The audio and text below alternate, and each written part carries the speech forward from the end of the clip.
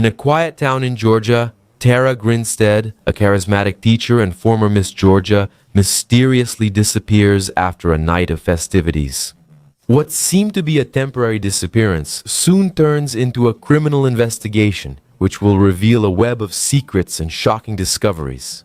The only certainty is that a macabre crime involving obsession and violence had taken place. Now it remained to find out who was or who were the real culprits, since the two people arrested had different yet similar stories. And the only clues from the body that were found were bone ashes and a tooth. Marcos Campos, welcome everyone. Here, every week there are 3 new episodes, so if you like true crime, mysterious, real stories, I invite you to subscribe and follow the channel.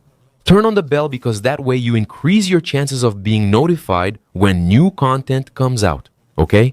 Since YouTube doesn't always send notifications, I see people comment things like, "Oh, I missed you." Hey, hold on, I've posted 3 videos a week here for years.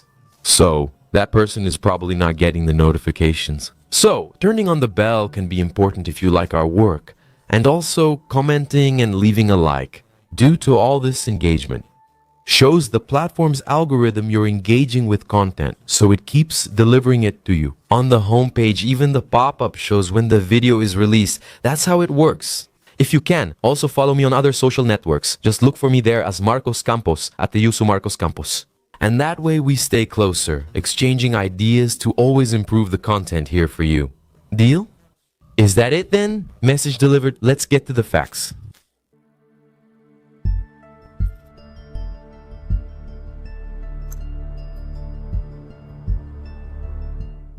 Well, first part of the video. So we're going to find out who Tara Grinstead is and why she became the target of such a gruesome, violent crime. A story like this which ended in a truly frightening way. Tara's name was Tara Faye Grinstead, and she was born on November 14th, 1974 in a city called Hawkinsville, which is located in the state of Georgia in the United States. Tara was one of the daughters of Mr. Bill and Mrs. Faye Grinstead, who were always very attentive and caring with the family, which also included Tara's sister, Anita Grinstead. Tara was described as a person with a strong, imposing personality, but she was also very kind, charismatic, and very gentle. And you'll notice her charismatic personality when I start to talk about how her relationships were at the school where she taught. Besides that, guys, Tara also had something that really drew attention to her, which was her natural beauty. And because of this beauty, she started participating in several beauty pageants while she was still a teenager. These were usually local festivals. And in 1999, when she was already 25 years old, she won the title of Miss Tifton. And after winning the competition, a beauty contest in Tift County, she also went on to win the Miss Georgia beauty contest. Throughout her life, Tara entered several beauty contests, winning cash prizes. And everything she earned, she saved to help cover the costs, right? To pay for her college in the field of education. So in 2003, at the age of 29, she graduated from Middle Georgia College. And in the same year, she got a master's degree in education from Valdosta State University.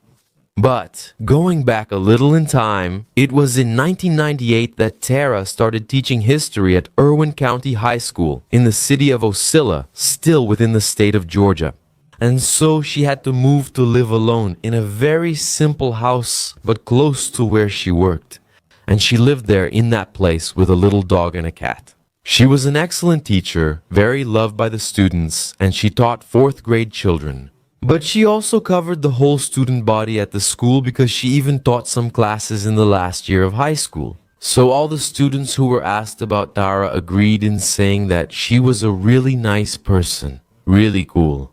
An excellent teacher who helped all the students. Especially the girls who were curious because she had been Miss Something and all that.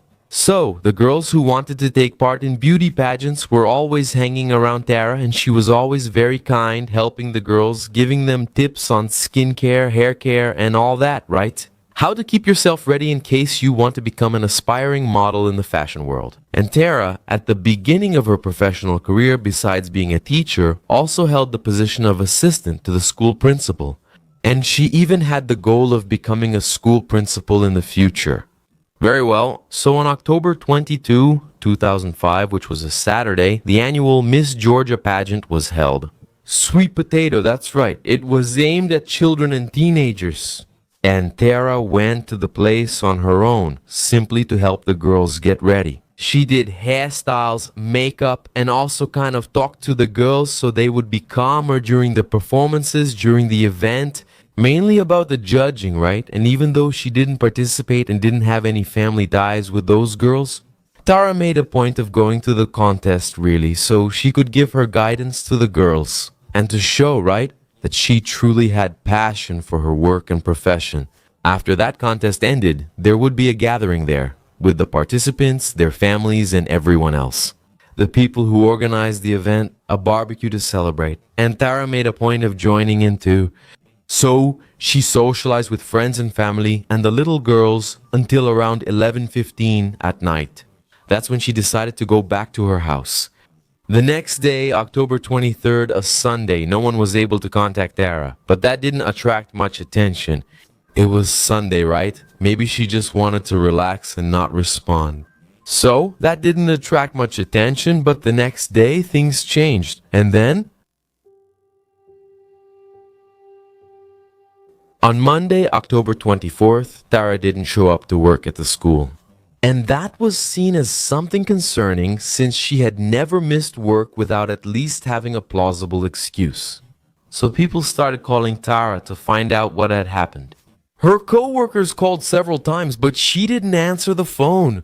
So, worried about the unusual situation, around 10 to 9 in the morning, they called the Oxila Police Department and asked for a welfare check to be done. And this welfare check is when a patrol car is sent to the person's house simply to do an initial check to see if everything is okay and so on. When they arrived at the residence, the officers noticed that Tara's car was in the garage. The front door of the house was unlocked. Since no one answered when they called out, they decided to go in. And inside Tara's room, after they were already searching the house, they noticed that her alarm clock was on the floor, as if it had fallen. One of the legs of Tara's wooden bed was broken. There was also a lamp that was all damaged and positioned crookedly. Her clothes were on the bed. No valuable items had been taken. Despite this supposed mess, it was reported that it was not a sign of a struggle. Strange. Really strange, right? Leg on the bed broken, lamp kind of crooked, alarm clock on the floor. But at that moment, the initial check said it wasn't a sign of a struggle. Va bene, it's not. Very well. Nothing had been taken. The only thing missing from the house was Tara's purse, and inside that purse were her personal documents. And also the bank cards, right? And also the keys to the house property. So, since there were no signs of forced entry and no trace of blood was found, at first, a little warning light went on, but nothing too serious was understood at that moment. Initially, it was even considered that she had simply left the house with someone, right? That's why her car was in the garage, but she would be back soon. All of this, guys, was seen as just a mess. And the only thing that wasn't in the house was her purse, so the car was there too. Then they thought, oh, she must have gone out with someone, right? She only took her purse. All right, but that's it, right? Tara had never disappeared like this before. It was unusual for her, especially because her pets, the kitten and the puppy, were there at the house, but without food or water. And according to everyone who was interviewed, Tara would never do that to them. Since this situation was very strange, the officers who went to do the welfare check called the Georgia Bureau of Investigation, and they said that in fact something was wrong.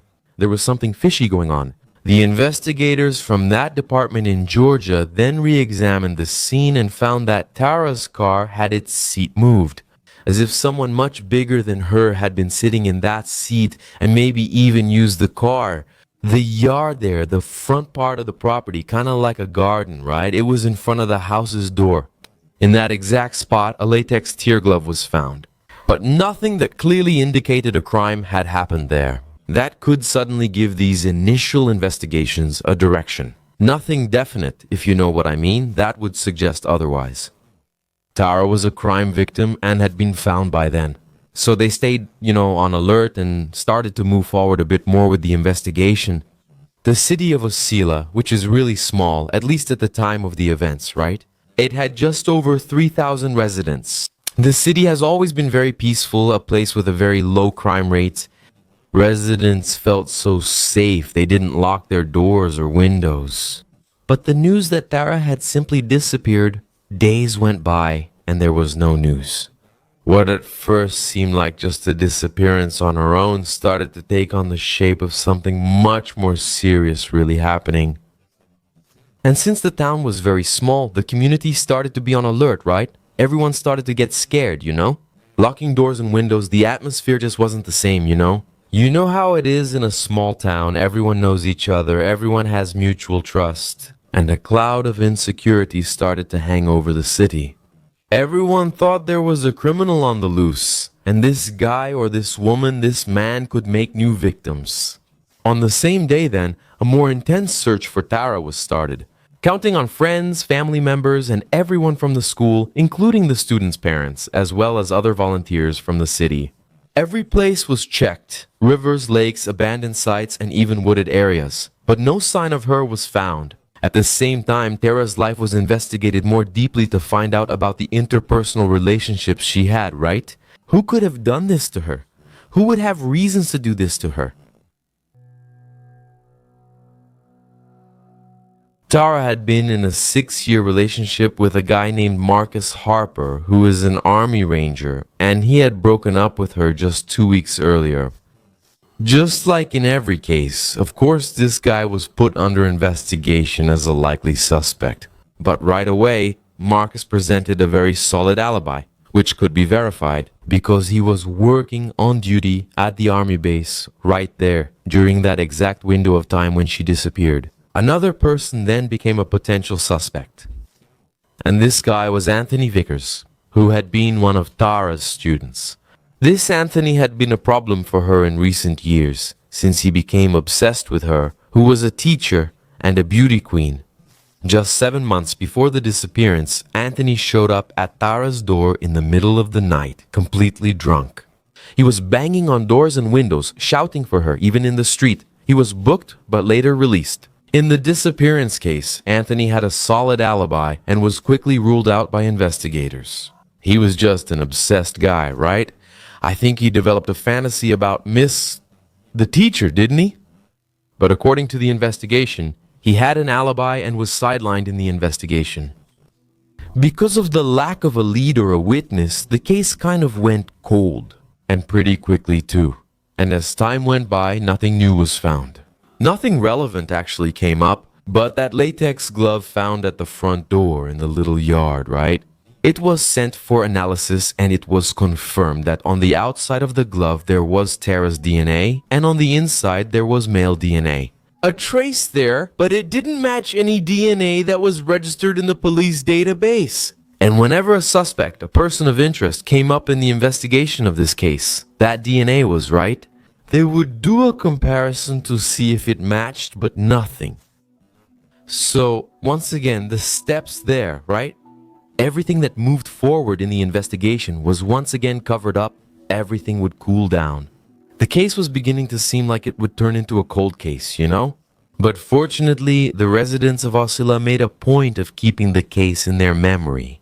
They always held demonstrations to remember Tara's disappearance through news stories or protests, hoping to get something new. So, in 2009, 4 years after the disappearance, a video appeared on YouTube of a man who didn't identify himself, saying that he was a serial criminal and that he had made 16 female victims, one of them being Tara Grinstead. The police managed to track the IP and locate the address from where this video had been posted. And that's how they managed to find a man named Andrew Scott Haley.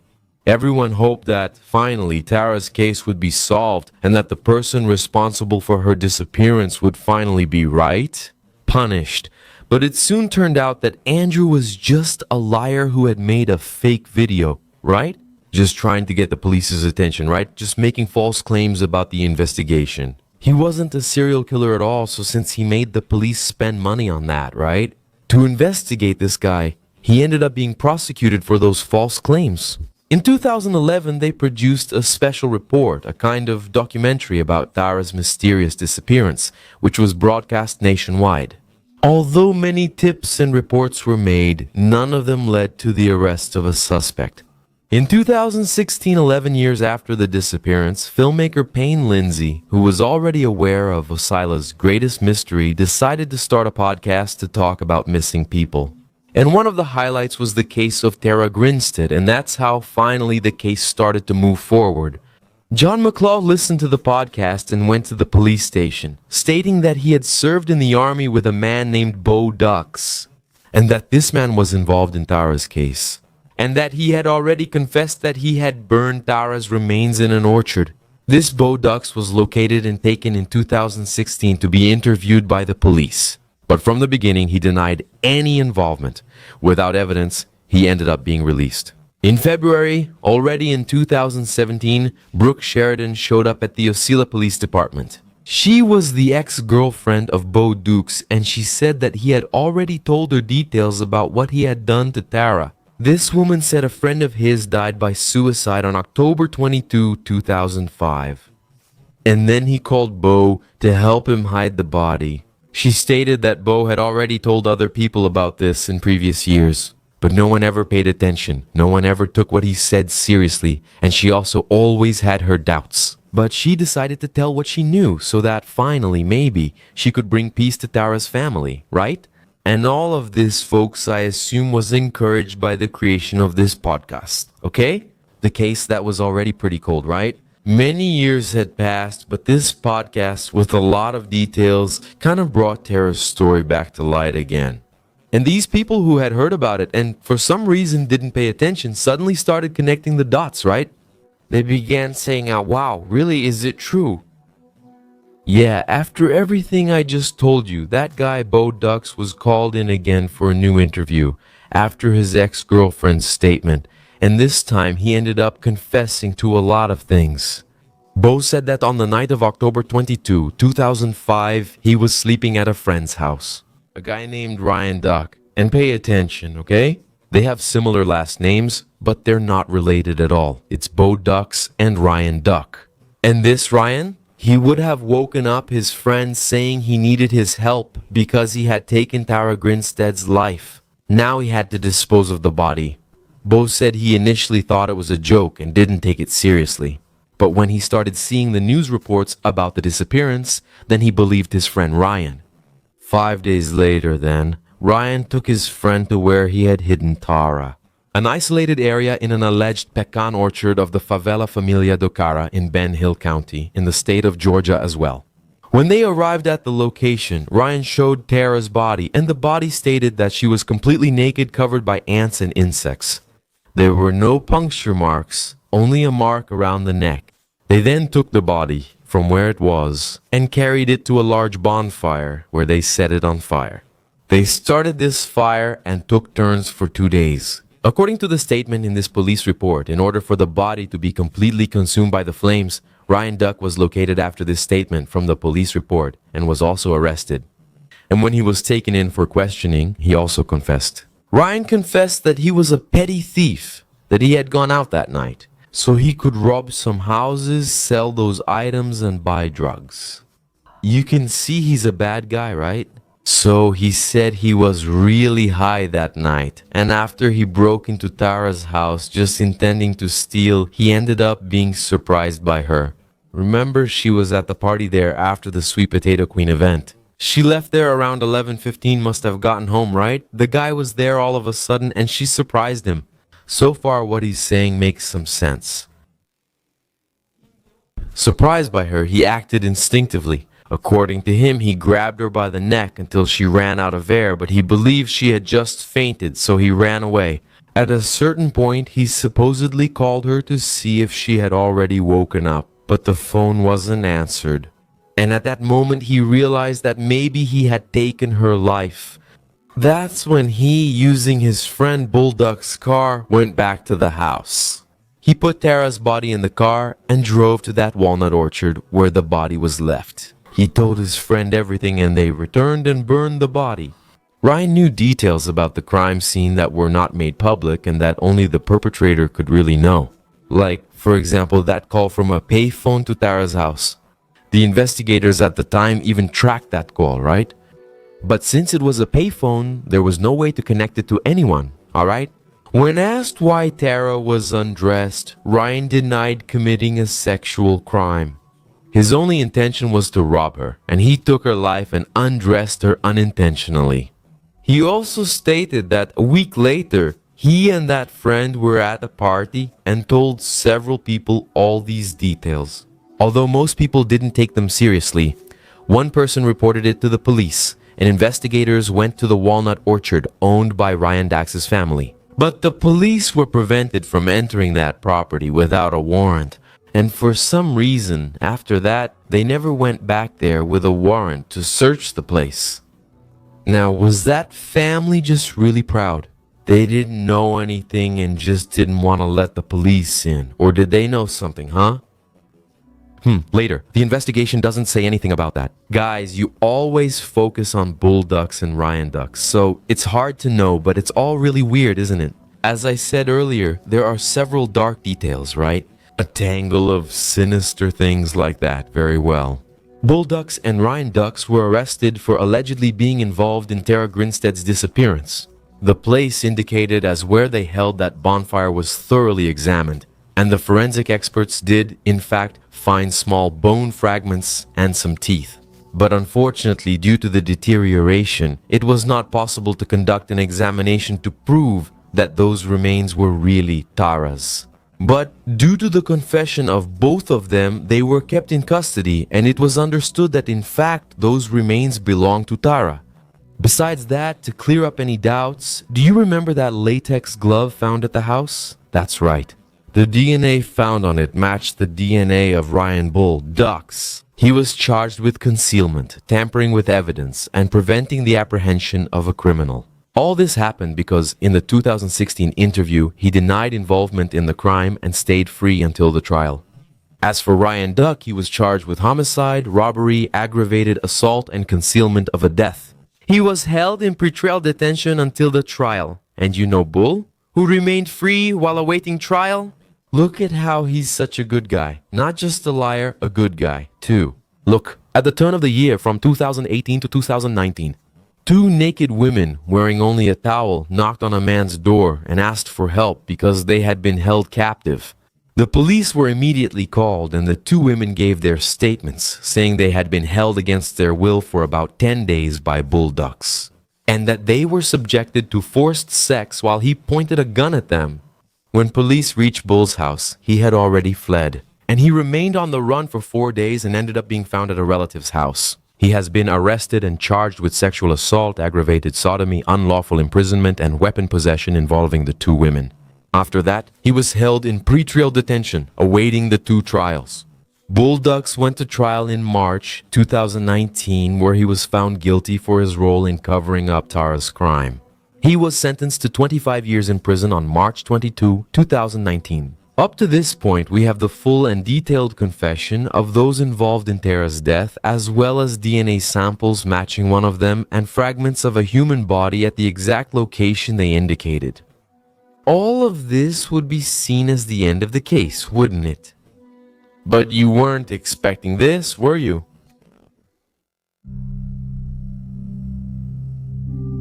Ryan Ducky's trial had been scheduled for April 1st, 2019, but it ended up being postponed. It only took place on May 9th, 2022. Yeah, that dark period for humanity, you remember, right? Everything was on hold, everything was weird. And during his testimony, already at the hearings, everyone was surprised when Ryan, by the way, changed his statement and now he was innocent. Yeah, guys, he took back his initial statement, claiming that on the day he was arrested, he was under the influence of drugs. He says investigators coerced him into making that statement.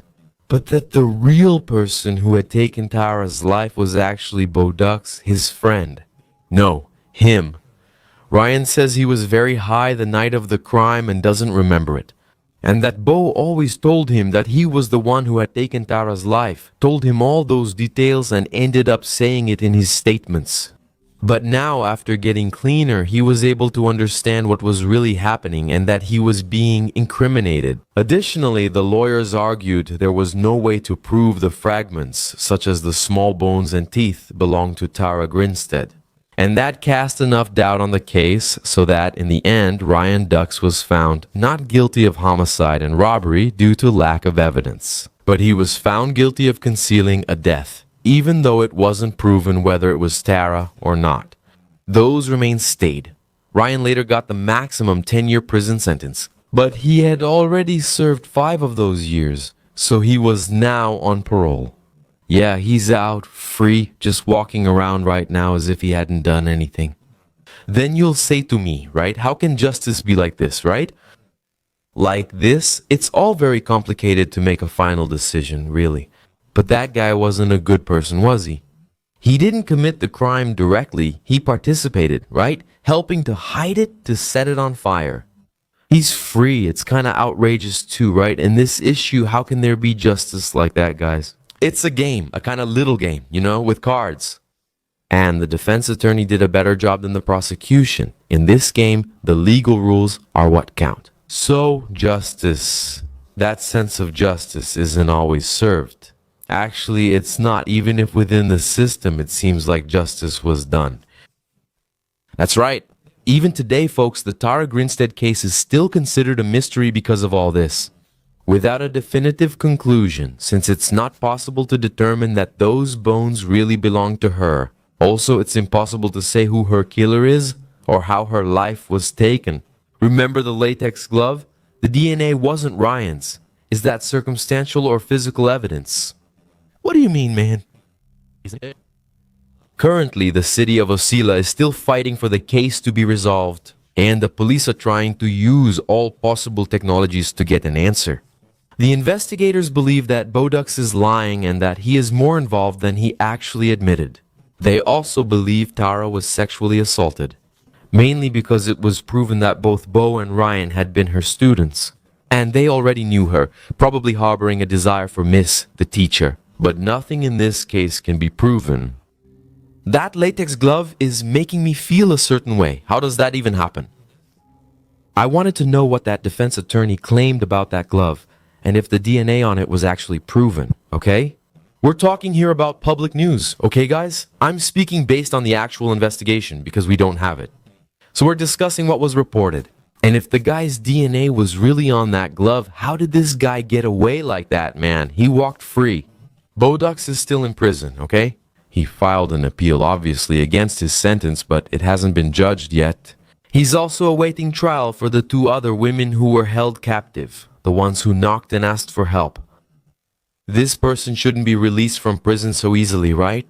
And with everything that's reported here, what's your impression, right, Dux? Do you think there was a plan to frame Ryan? Do you think Ryan was actually, how do you say it? He was influenced by what Bo said. He must have been really drunk that day, actually high. Do you think somehow he actually believed what Bo said and created this reality for himself? But if it was just his illusion because he was really drunk, the DNA on the glove, I'm hung up on this DNA on the glove, man. The fact is, there's really no one innocent in this story, right? Of course, except for Tara, right? She was unlucky enough to have her path crossed with those 2 crazy guys. It's a shame. But for you, who's to blame in this story? Of course, both of them. But who put their hand on her neck? Who took her clothes off and probably abused her? They burned her body on the spot to destroy all evidence. It's a disturbing case, isn't it, guys? I want to know your opinion down there in the therapeutic space of the comments. That's it. That was today's episode. I hope you enjoyed our work. Thank you for your company. A kiss from Rivo. See you in the next episode.